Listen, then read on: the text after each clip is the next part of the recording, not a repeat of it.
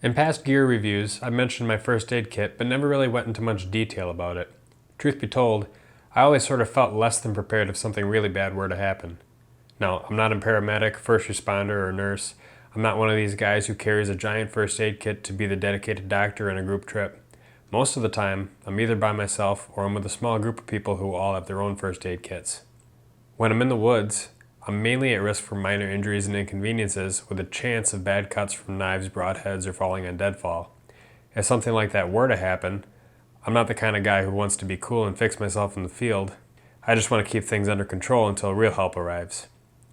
And in the past, if I would have had severe bleeding on a trip, I'd be in really tough shape because the REI first aid kit that I used had nothing in it to really help in that situation.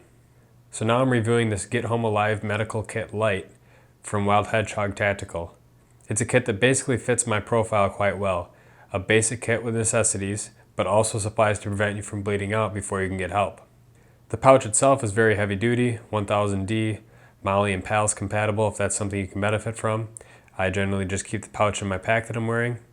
It has the soft side of Velcro on the front where they have some branding stickers. In use I'll probably just ditch those because they're a little added weight. It has two zippered compartments, a large and a small, which is nice for me because it's very seldom that I need to use my first aid kit for medical emergencies, but very often that I use it to get chapstick or emergency tablets, that type of thing. So for convenience items like chapstick, I can put that in the smaller pouch so they're easy to find and access without having to dig through everything else.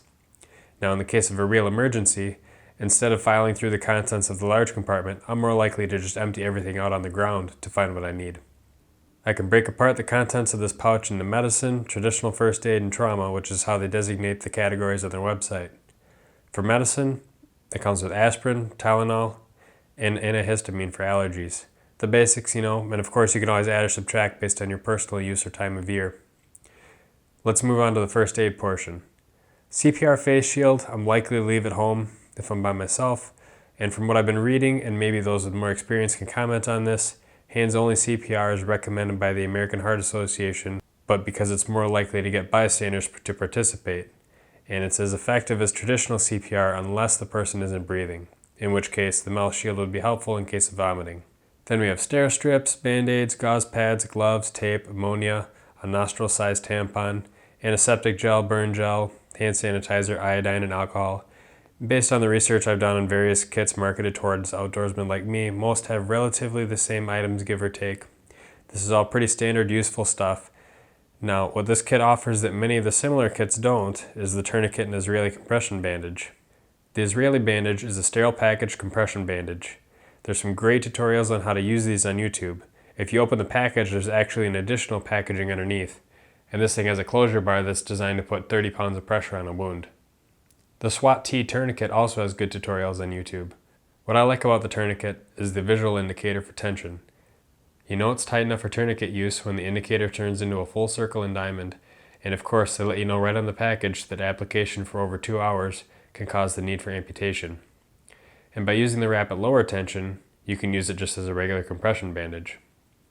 The only thing I'd really add to the kit would be personal items based on the trip I was going on. For example, if I was going on a summer trip where I knew I'd be exposed to poison sumac or wild parsnip, I'd throw in a travel-sized bottle of Technu because I get really paranoid about skin rashes based on personal experience. And I always add chapstick for the longer trips. Anyways, that's it. This will be my replacement going forward for my first aid kit. It'll provide me a little more peace of mind than the ultralight kit I've used in the past. And if you have any questions or suggestions, please share them below, and thanks for watching.